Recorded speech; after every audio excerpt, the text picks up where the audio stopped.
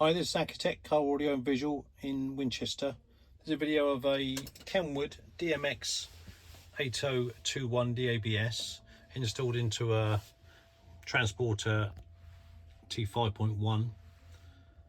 We fitted the plush fascia, which is really nice. We've got the microphone built in there, which is really good.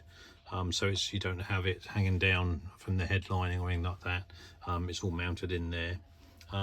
This particular unit, we've got Apple CarPlay, Android Auto, wireless and wired. We've got a USB in the glove box for the Apple CarPlay and Android Auto, and other devices if you want to plug it in. This has also got a camera installed on it, so when you put it in reverse, it comes up. There we are, so you can see where you're going when you're reversing. Press the home button, then you've got your three favorites here, which you can change if you wanted to.